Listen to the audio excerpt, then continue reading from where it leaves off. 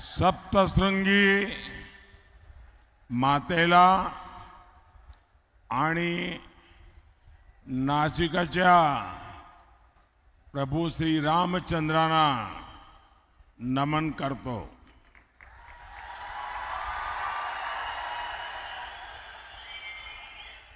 कल काशी में मैंने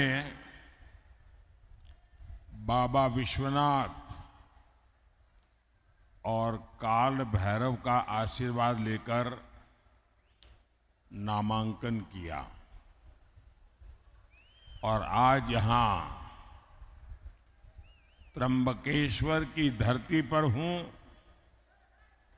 भगवान कालाराम की धरती पर हूं।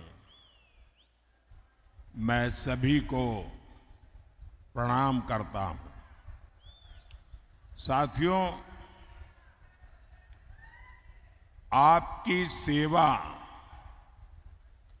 यही मेरे जीवन का सबसे बड़ा लक्ष्य है।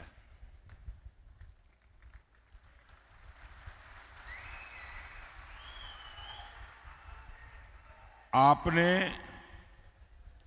पिछले 10 साल में मेरा काम देखा है और अब मैं आपके पास आज आशीर्वाद मांगने के लिए आया हूं। तीसरे कार्यकाल के लिए आशीर्वाद मांगने आया हूं। विकसित भारत बनाने के लिए आशीर्वाद मांगने के लिए आया हूं। साथियों, एनडीए गठबंधन को कितनी बड़ी जीत मिलने जा रही है, इसका पता यहां इंडी गठबंधन के एक बड़े नेता की बातों से भी पता चलता है। वो जानते हैं कि इंडी गठबंधन का जो मुख्य दल है कांग्रेस, वो कांग्रेस इतनी बुरी तरह हार रही है, इतनी बुरी तरह हार रही है कि उनके लिए मान्य विपक्ष बनना भी मुश्किल है।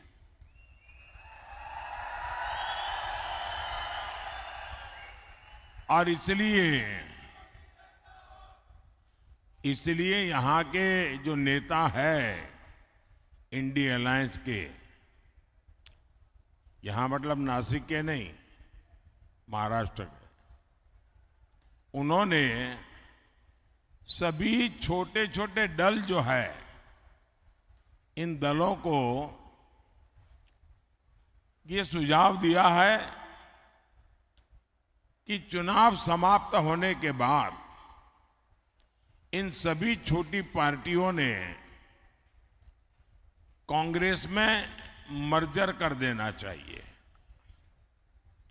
यानी अपने अपने शटर बंद कर देने चाहिए,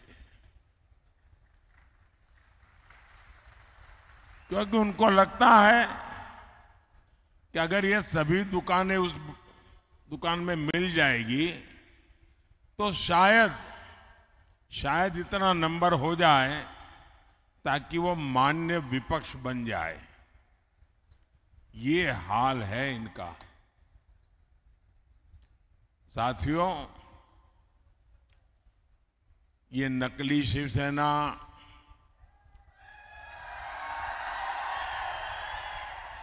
नकली राष्ट्रवादी पार्टी, इसका कांग्रेस में विलय होना पक्का है।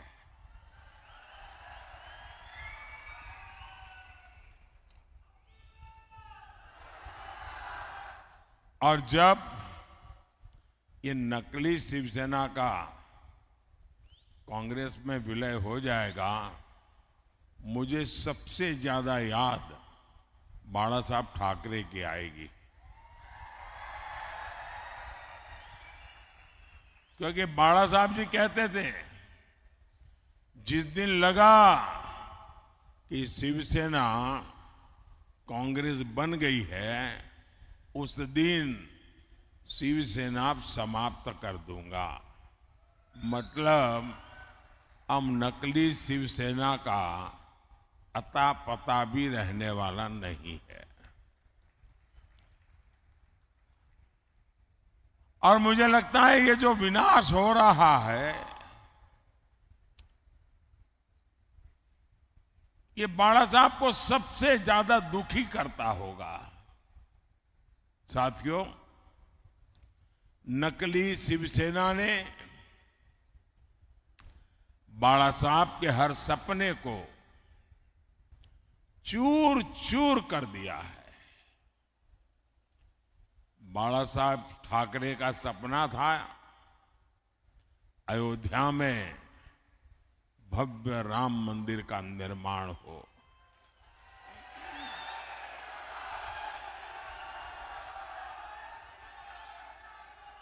बाला साहब का सपना था जम्मू कश्मीर से आर्टिकल 370 खत्म हो। ये सपना पूरा हुआ, लेकिन इससे सबसे ज्यादा चीड़ ये नकली शिवसेना को हो रही है। कांग्रेस ने प्राण प्रतिष्ठा के निमंत्रण को ठोकर मारी। नकली शिवसेना ने भी वही रास्ता चुना। कांग्रेस के लोग मंदिर के लिए अनाप शनाप बातें कर रहे हैं और नकली शिवसेना एकदम चुप है। इनकी ये पार्टनरशिप पाप की पार्टनरशिप है और पूरे महाराष्ट्र के सामने इनका पाप एक्सपोज हो चुका है। साथियों, ये नकली शिवसेना वाले उस कांग्रेस को सिर पर उठाए घूम रहे हैं जो कांग्रेस वीर सावरकर जी को दिन रात गालियां देती है। महाराष्ट्र की स्वाभिमानी और राष्ट्रभक्त जनता ये जब देखती हैं, ये जब सुनती हैं, तो महाराष्ट्र के लोगों का गुस्सा 7वें आसमान पर चढ़ा हुआ है। लेकिन अहंकार शिवसेना, नकली शिवसेना में इतना आ गया है कि उनको महाराष्ट्र के लोगों की भावना की भी कोई परवाह नहीं है। उनको कोई फर्क नहीं पड़ रहा है। कांग्रेस के आगे घुटने टेकने वाली नकली शिवसेना को सजा देने का मंत्र पूरे महाराष्ट्र ने बना लिया है। और 4 चरण के जो चुनाव हुए हैं, इन चारों चरण में इनको चारों तरफ से चित्त कर दिया है जनता ने।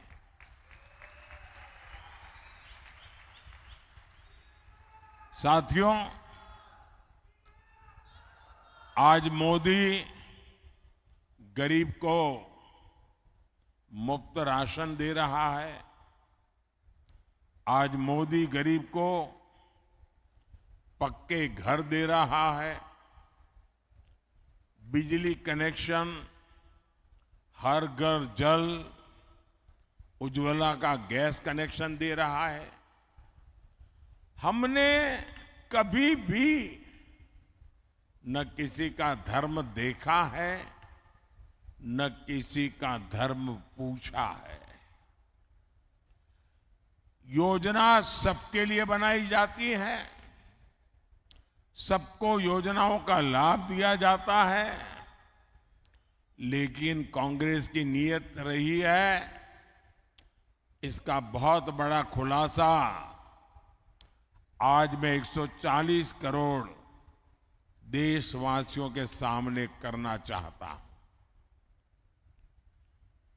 और भगवान राम की ये धरती है एक प्रकार से, तो मुझे लगता है कि गंभीर विषय यहां पर उठाना ज्यादा अच्छा होगा।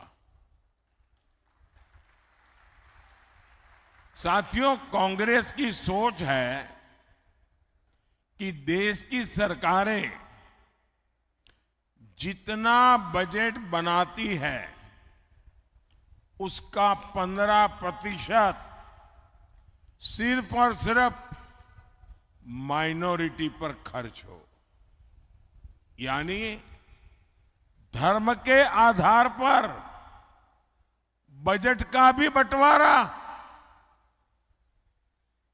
धर्म के आधार पर इन्होंने देश को बांटा और आज भी वो धर्म के आधार पर भांति भांति के बंटवारे करने में लगे हुए हैं। कई साल पहले कांग्रेस ने धर्म के आधार पर बजट के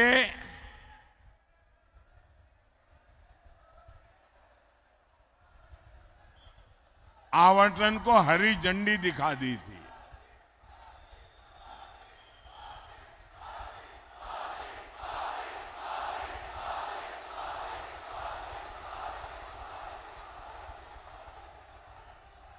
जय श्री राम, जय श्री राम। भारत माता की, भारत माता की। आप कल्पना कर सकते हैं कि बजट का इस प्रकार से टुकड़े करना ये कितना खतरनाक विचार है। और आप जानते हैं कांग्रेस के लिए माइनॉरिटी सिर्फ एक ही है, उसका अपना प्रिय वोट बैंक। मुझे याद है उस समय मैं सीएम था और जब ये बात कांग्रेस ने उठाई थी तो मैंने उसका मुख्यमंत्री रहते हुए पुरजोर विरोध किया था। कांग्रेस उस समय चाहती थी कि देश के सारे बजट का 15% सिर्फ मुसलमानों पर खर्च हो। तब भाजपा के जबरदस्त विरोध के बाद ये कामयाब नहीं हो पाए थे, लेकिन अब ये सारे पुराने एजेंडे की उसको लागू करने पर तुले हुए हैं। बाबा साहब आंबेडकर धर्म के आधार पर आरक्षण के खिलाफ थे, लेकिन कांग्रेस कह रही है कि एससी, एसटी, ओबीसी और गरीबों का आरक्षण छीनकर मुसलमानों को दे देगी। कांग्रेस आपकी संपत्ति को भी जब्त करके उसका हिस्सा अपने वोट बैंक को देने की तैयारी में है। लेकिन कांग्रेस और इंडी अगाड़ी वाले कान खोल करके सुन ले, मोदी धर्म के आधार पर न बजट बांटने देगा और न ही धर्म के आधार पर आरक्षण देगा।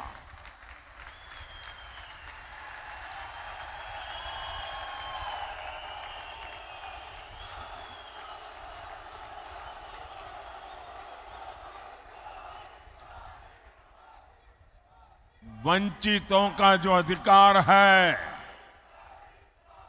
वंचितों का जो अधिकार है, मोदी उसका चौकीदार है।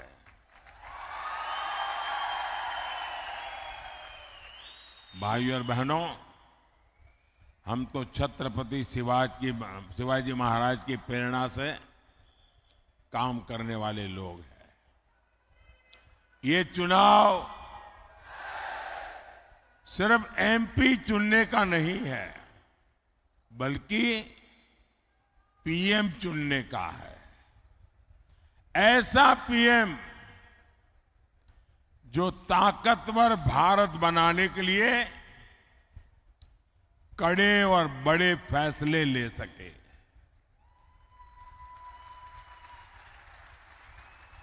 आप देखिए, कोरोना का इतना बड़ा संकट काल आया, भारत ने इसका डटकर मुकाबला किया, कोरोना को हराया। इसमें आरोग्य विभाग में हमारी बहन भारती पवार जी, जो इस विभाग को देखती थी,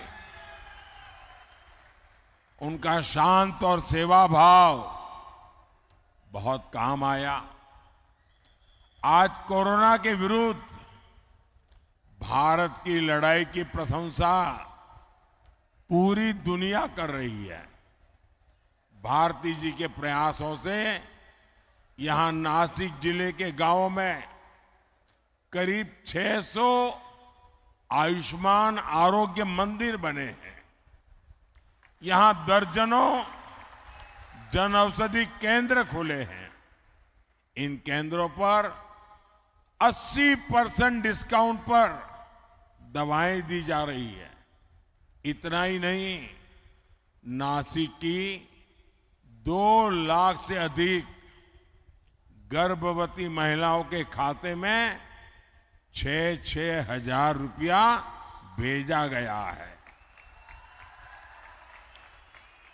सिकल सेल एनीमिया से मुक्ति हो या फिर बच्चों का टीकाकरण, सरकार ने गरीब कल्याण का प्रयास पूरी ईमानदारी से किया है।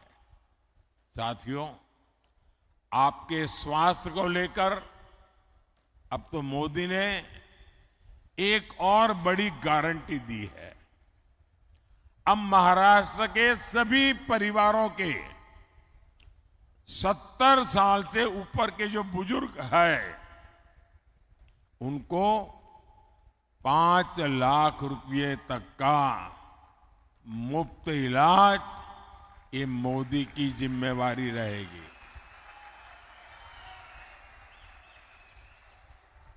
और इससे जो कमाने वाले बेटे बेटी हैं, उन पर से बुजुर्गों की चिंता कम होगी और बच्चों के लिए कुछ ज्यादा खर्च कर पाएंगे। भाइयों और बहनों, मोदी का पूरा फोकस किसान, नौजवान, नारी शक्ति और गरीब के सशक्तिकरण पर है। शेतकारी समाज ने मोदी के 10 साल भी देखे हैं। इससे पहले कांग्रेस, राष्ट्रवादी के भी दशकों का राज देखा है। और तब कृषि मंत्री तो यही महाराष्ट्र के ही थे। लेकिन तब कांग्रेस और इंडी अघाड़ी ने आपकी कोई चिंता नहीं की। आज पीएम किसान सम्मान निधि के 12,000 रुपये हर साल यहां हर किसान परिवार को मिलते हैं। यानी आने वाले 5 साल में कम से कम 60,000 रुपये हर किसान को मिलना तय है। पहले 1 पैसा भी मिलता था क्या? मैं मानता हूं मेरे किसान भाई बहन मोदी को कभी भी भूलेंगे नहीं। कांग्रेस के राज में किसानों के लिए झूठे पैकेज घोषित होते थे। कोई किसान बता दे, क्या आपको इन पैकेज में से 1 रुपया भी मिलता था? साथियों, मोदी किसान हित को हमेशा सर्वोपरि रखता है। नासिक और ये क्षेत्र तो प्याज और अंगूर की खेती के लिए प्रसिद्ध है।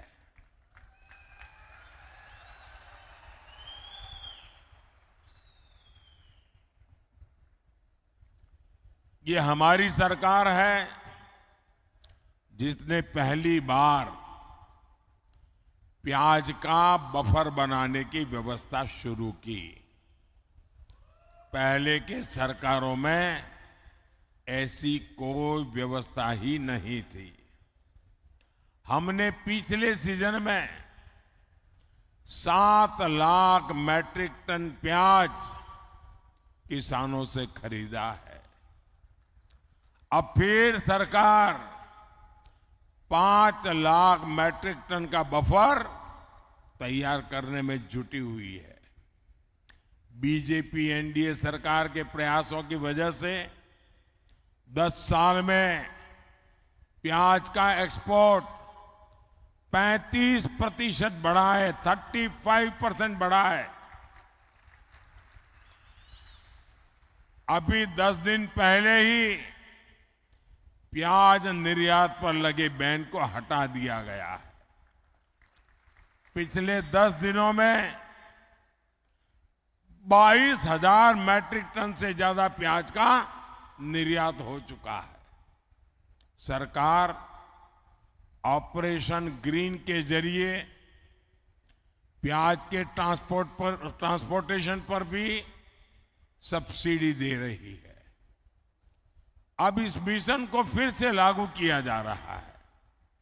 इसी तरह यहां जो क्लस्टर डेवलपमेंट प्लान बना है उसका फायदा हमारे अंगूर के किसानों को होगा। साथियों, जन कल्याण की ऐसी ही गारंटियों को पूरा करने के लिए डिंडोरी से बहन भारती पवार जी और नासिक से शिवसेना के हमारे साथी हेमंत गोडसे जी को भारी मतों से विजयी बनाना है।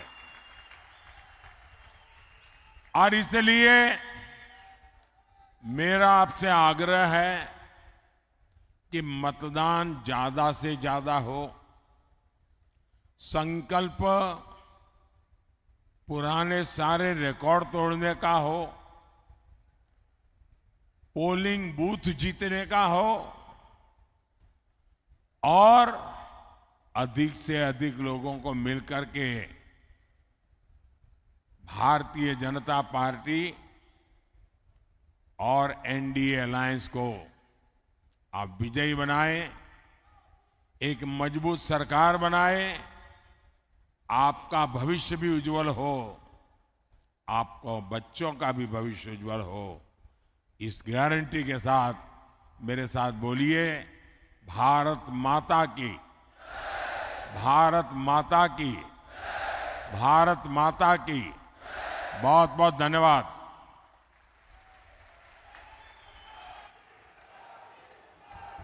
इस देश का गरीब, किसान, मजदूर, सामान्य जनों के मसीहा और विकसित भारत का संकल्प लेकर चलने वाले हमारे यशस्वी प्रधानमंत्री जी मोदी जी साहब का जोर से आप आभार करेंगे, तालियां बजाकर, ऊपर हाथ करके। सब हाथ ऊपर और तालियां बजाओ उनके लिए।